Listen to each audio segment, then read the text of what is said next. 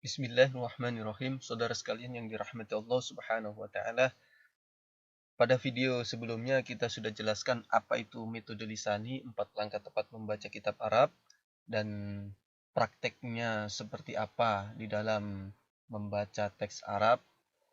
Pada video kali ini kita akan mengenal yang kita istilahkan dengan pengantar kaidah bahasa Arab. Jadi sebelum kita mempelajari kaidah bahasa Arab, kita perlu menyimak video pengantar kaidah bahasa Arab ini.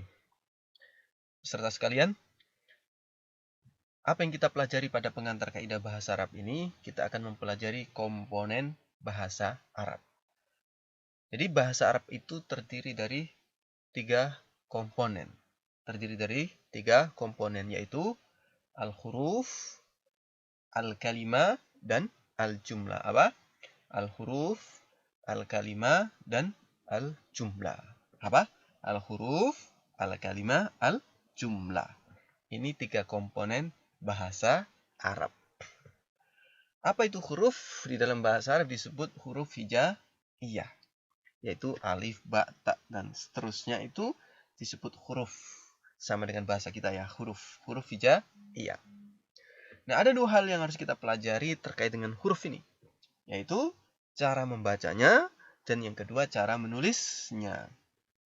Nah, untuk mempelajari cara membaca huruf ini, kita harus mempelajari makhorijul huruf dan sifatul huruf. Makhorijul huruf dan sifatul huruf ini kira-kira kita pelajari dengan ilmu apa? Yaitu dengan ilmu tajwid, atau ada yang menyebut ilmu tahsin ya. Jadi untuk bisa membaca huruf ini kita harus belajar makhorijul huruf dan sifatul huruf. Makhrij adalah tempat dari mana huruf ini keluar, kemudian sifatul huruf itu bagaimana huruf itu keluar.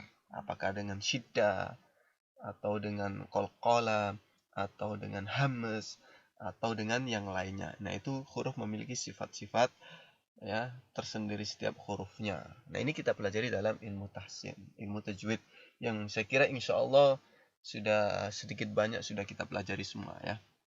Nah, yang kedua yang harus kita pelajari terkait huruf adalah bagaimana kita bisa menulis huruf hijaiyah itu dengan apa? Dengan benar dan juga indah. Dengan apa? Benar dan indah. Tulisan kita harus benar, tidak cukup benar tapi juga indah, enak dibaca. Kadang tulisannya benar tapi nggak enak dibaca, saking jeleknya ya. Nah, benar dan indah ini harus kita pelajari bersama-sama. Nah, kira-kira ilmu apa yang mempelajari agar tulisan kita benar dan indah ini? Yaitu ilmu khot wal imla. Ilmu apa? Khot wal imla. Kira-kira kita sudah pernah belajar ilmu ini belum? Nah, ini biasanya dipelajari di tingkat dasar bimbingan bahasa Arab atau ya kursus-kursus bahasa Arab. Biasanya ada pelajaran khot dan imla, bagaimana cara kita menulis bahasa Arab itu dengan benar dan baik, bagus ya. Atau termasuk ini adalah kaligrafi ya. Nah, ini. Jadi ini saudara sekalian, yang pertama, komponen yang pertama dan ilmu yang mempelajari terkait komponen yang pertama ini. Nah, berikutnya adalah kalimah ya. Kita baca kalimah pakai h belakangnya. Jangan dibaca kalimat, nanti terbawa ke bahasa Indonesia yang artinya adalah jumlah dalam bahasa Arab. Jadi apa itu kalimah? Adalah kata. Kalimah adalah kata. Jadi kalau huruf itu satuan-satuan bunyi itu a, ba, ta, dan seterusnya. Tapi kalau kalimah itu adalah rangkaian dari beberapa huruf itu yang membentuk sebuah lafaz yang memiliki makna. Nah, itu disebut kalimah. Nah, maknanya itu ada 3. Bisa saja maknanya, atau ini termasuk pembagian kalimat dalam bahasa Arab itu 3, yaitu isim. Di kalimat dalam bahasa Arab terbagi menjadi 3, yaitu al-isim, kemudian al-fi'l, dan yang ketiga adalah al-harf. Apa? Al-isim, al-fi'l, dan al-harf. Jadi kalimat atau kata dalam bahasa Arab hanya terbagi menjadi 3. Tidak lebih dan tidak kurang. Barang siapa yang menambah maka itu bid'ah. Nah, barang siapa yang mengurangi maka itu adalah korupsi ya. Jadi cuman 3 ya. Jangan percaya kalau ada yang bilang 4, 5 ya. Cuman 3 saja, yaitu isim, kemudian fi'il dan harf. Apa? Isim, fi'il dan harf. Nah, isim adalah sederhananya kita artikan kata benda. Contohnya Muhammad, abun, zahrotun, bakorotun. Itu semuanya Muhammad, abun, bapak, zahro, bunga, bakoro, sapi. Kemudian al-fi'il adalah kata kerja. Contohnya adalah kata ba telah menulis, yaktubu sedang menulis, uktub tulislah. Kemudian al-harf adalah kata bantu. Contohnya fi dari an, dari min, dari ila. Fi di dalam, an, min, dari ila. Ke. Nah, ilmu yang mempelajari tentang bentuk kalimat dan perubahan kalimat ya, tentang bentuk dan perubahan kalimat ini adalah ilmu sorof. Jadi ilmu yang mempelajari bentuk dan perubahan kata di dalam bahasa Arab ini disebut ilmu sorof. Nah, jadi sudah ada 3 ilmu, ilmu tajwid, ilmu khat dan imla, serta ilmu sorof. Nah, ini terkait dengan komponen yang kedua yaitu kalimat. Nah, adapun komponen yang ketiga adalah jumlah. Apa itu jumlah? Adalah kalimat. Jumlah bahasa Arab. Bahasa Indonesia adalah kalimat. Nah, yaitu rangkaian dari beberapa kata. Kalau rangkaian dari beberapa huruf membentuk kalimat, membentuk kata. Kalau rangkaian dari beberapa kata membentuk kalimat, membentuk jumlah. Nah, jumlah di dalam bahasa Arab itu dibagi menjadi 2, yaitu umdah dan fadlah. Umdah dan fadlah. Umdah adalah kalimat pokok dan fadlah adalah kalimat pelengkap. Pokok dan pelengkap. Umdah dan fadlah. Apa? Umdah dan fadlah. Nah, yang pertama, kalimat pokok adalah kalimat yang terdiri dari 2 unsur pokoknya. Harus terpenuhi 2 unsur ini. Kalau enggak sempurna kalimat. Enggak sempurna jumlah ya. Nah, unsur yang pertama adalah musnad ilaihi dan unsur yang kedua adalah musnad. Musnad ilaihi dan musnad.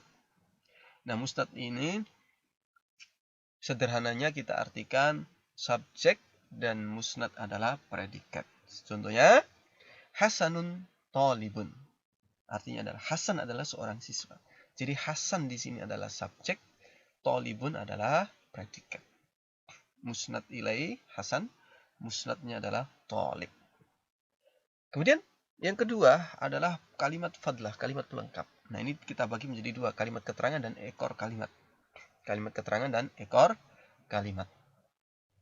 Contohnya, Hasanun yaktubud darsal jadidah. Hasan menulis pelajaran yang baru. Nah, Hasan di sini subjek. Kemudian yaktubu adalah predikat. Jadi Hasanun yaktub itu adalah kalimat pokok. Nah, ad-darsal jadidah ini kalimat fadlah, kalimat pelengkap. Ad-darsa itu keterangan objek dan al-jadidah adalah keterangan ekor kalimat na'at ya. Jadi ad-darsa keterangan objek maf'ul bih. Nah, sedangkan al-jadidah adalah ekor kalimat na'at. Jadi Hasanun yaktubud darsal jadidah ini adalah kalimat umdah juga kalimat fadlah. Kalimat umdah karena terdiri dari subjek dan predikat, kalimat fadlah karena ada keterangan objek dan ekor kalimat na'at sifat. Nah, ilmu yang mempelajari terkait dengan kedudukan kata seperti ini, subjek predikat seperti ini, disebut dengan ilmu i'rab.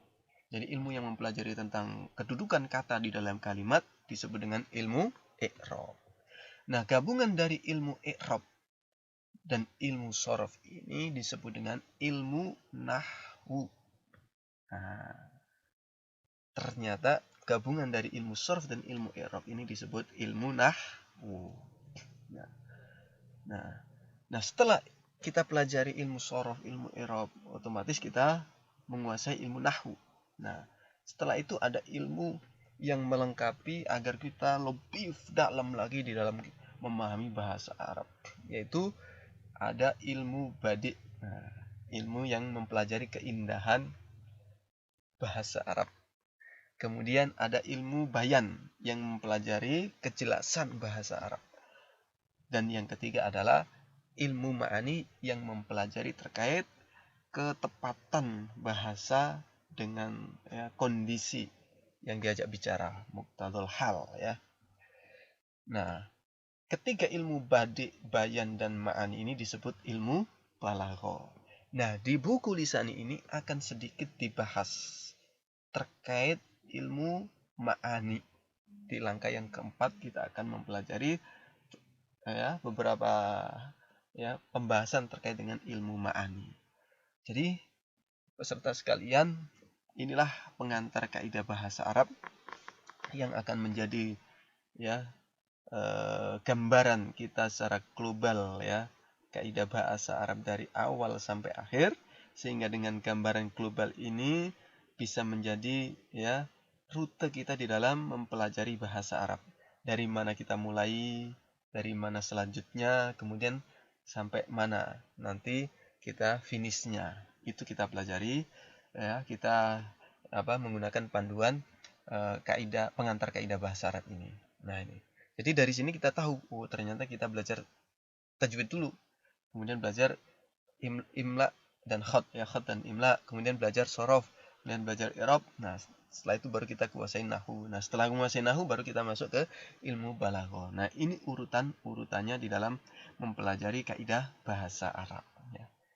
Mudah-mudahan bisa difahami dan terus kita belajar dengan bersungguh-sungguh belajar bahasa Arab ini, karena kunci untuk bisa memahami Al-Quran adalah dengan mempelajari bahasa Arab, dan kita tidak mungkin bisa memahami Al-Quran kalau tidak bisa memahami bahasa Arab.